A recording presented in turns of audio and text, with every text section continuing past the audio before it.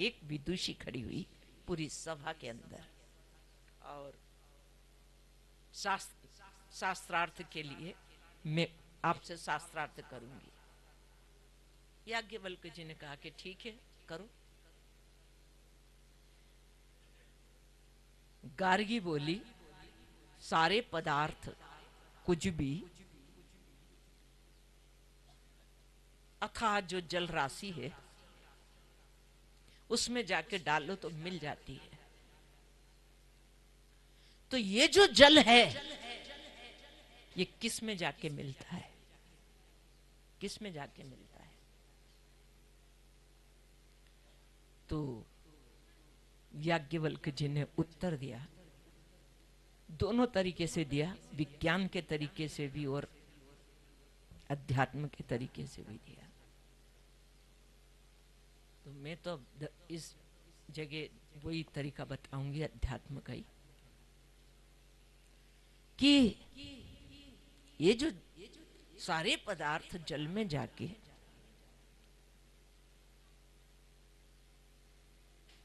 उसमें सब घुल के उसका रूप हो जाते हैं। तो ये जो सारा जल है ये सारा का सारा वाष्पीभूत होके, वो विज्ञान का तरीका है, ये सारा वायु में विलीन होता है, वायु में जाके समाता है। ये जल कहाँ है रहता है? सारा का सारा वायु में रहता है। तो फिर ये पूरा वायु किस में रहता है? ये किसके अंदर रहता है पूरा वायु? याज्ञवल्क्य जी ने उत्तर दिया कि ये अंतरिक्ष में, वो अंतरिक्ष का जो लोक है ये उसमें होता है। तो जो अंतरिक्ष का लोक है वो किस लोक में समाया रहता है? उन्हें कहा अंतरिक्ष लोक वो गंधर्व लोक में समाया रहता है, उसमें रहता है, उसमें मिलता है। तो फिर वो गंधर्व लोक किस में समाया होता है? ये बहुत शिखर के प्रश्न हैं, उस शिखर के उत्तर है बहुत ऊंचाई के। ऊंचाई बढ़ती चली जा रही है, प्रश्न के साथ ऊंचाई भी बढ़ती जा रही प्रश्नों की। वो किस लोक में विलीन होता है? गंधर्व लोक। उन्होंने कहा कि वो आदित्य लोक में विलीन होता है। तो आदित्य लोक किस में जाके विलीन होता है? और ऊंचाई बड़ी प्रश्न की, तो उत्तर भी ऊंचाई से देना है। तो याज्ञवल्क्य ने जवाब दिया, वो चंद्रलोक में भी मिलता है। तो चंद्रलोक किस में मिलता है? याज्ञवल्क्य ने उत्तर दिया, नक्षत्र लोक में। गार्गी ने फिर प्रश्न किया, वो नक्षत्र लोक किस में मिलता है?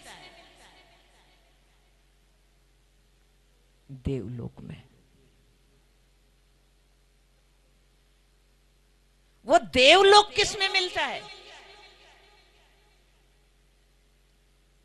इंद्रलोक में।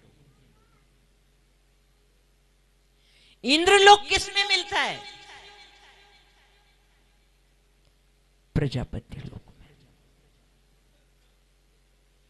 अब प्रजापति लोक किस में मिलता है? उन्होंने कहा कि ब्रह्मलोक में।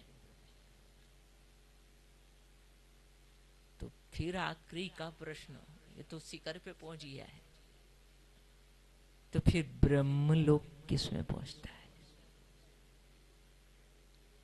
अब थोड़ा थोड़ा सा मुद्रा उनकी चेंज होने लगी क्या? ऐसे वो ये नहीं है कि उनको जवाब देना नहीं आ रहा है, बराबर दे रहे जवाब।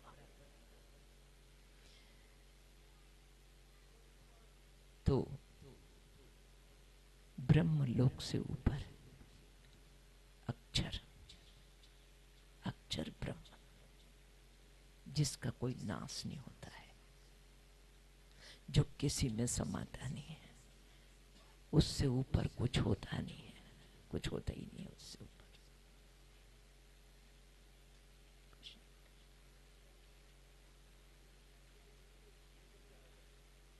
वही ज्ञान अर्जुन को कृष्ण ने दिया है।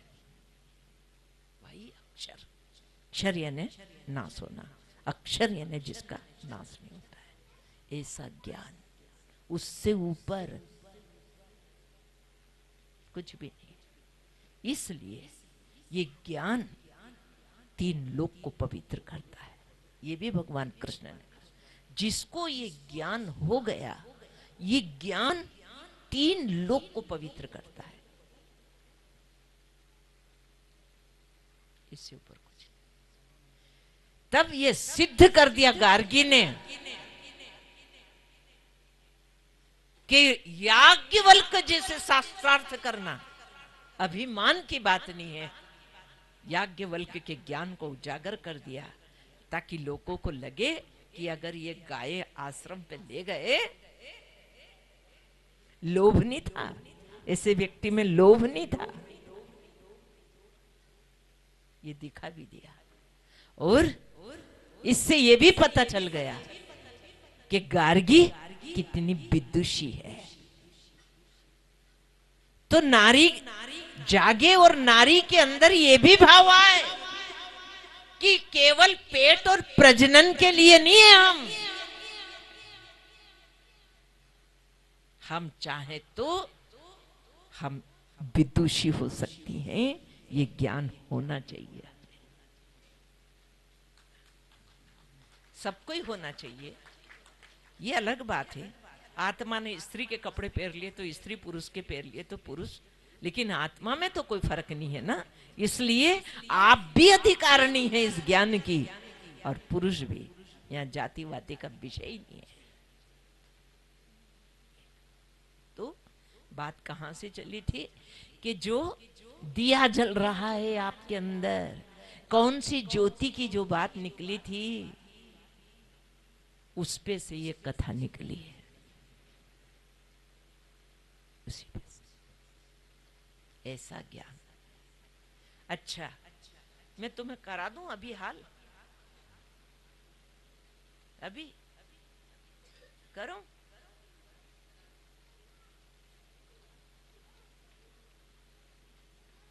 अगर आपका सब दुनिया की चीजें जाने दो, इतनी सी छोटी से छोटी, बारीक से बारीक चीज,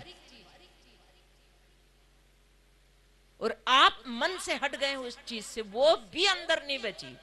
बाल की नोक के सैकड़ों टुकड़े करें, उन सैकड़ों टुकड़े में से एक हिस्सा इतना भी आपके अंदर में संसार नहीं बचा, तो आपके माध्यम से तीन लोग पवित्र होते हैं। जो जिस चीज से आप हट गए, वो आप शुद्ध हो गई, वो वस्तु, वो भी शुद्ध हुई, और आप उससे हटे तो आप भी शुद्ध हो गए। इतने पवित्र हो गए आप। अशुद्ध काय के कारण है, जो भी सब आ गया इसमें।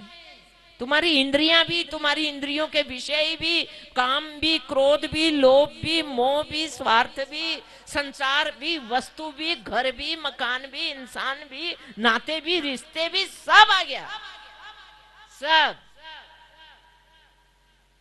नितांत तुम अंदर अकेले, बस। तब ये सब पवित्र कर दोगे आप, तीन लोग पवित्र कर दोगे आप, और फिर भी शरीर संसार में रहेगा।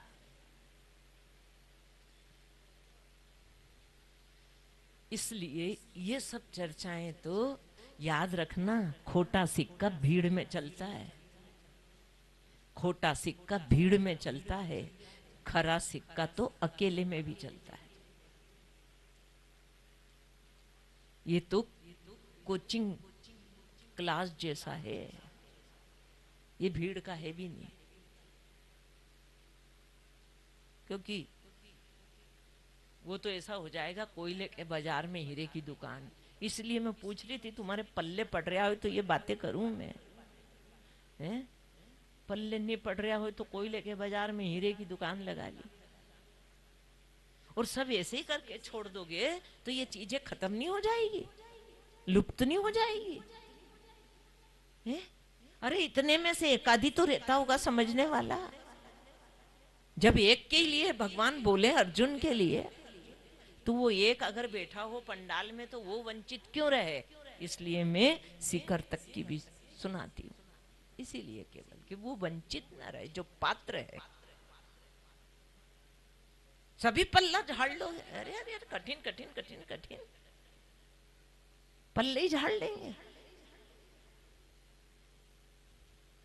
ये कौन सा उगता जो हो नहीं सकता, तेरा दिल ना चाहे तो हो नहीं सकता।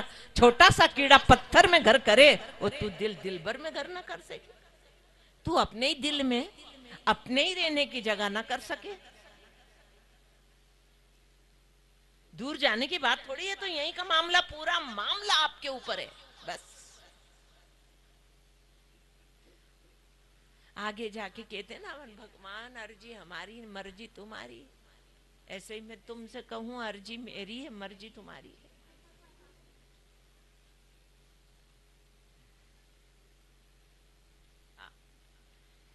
वो थोड़ा बीच में कठोर इसीलिए बोल देती हूँ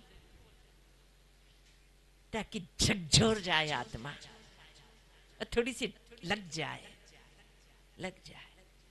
लेकिन हम संसार की बातें दिल पे लगा लेते हैं। तुम्हें परिवार में रहना है और सबका प्रेम बरकरार बना के रखना है, तो किसी की भी बात आपस में, तुम रिश्तेदार परिवार वाले बातें आपस में दिल पे मत लो। पर भी चीज जो कचरा जैसी है वो के दिल पे ले ले। और मैं चीख चीख के बोलूं, चिल्ला चिल्ला के बोलूं, पर मेरी बात कोई को दिल पे नहीं ले, कोई दिल पे नहीं ले।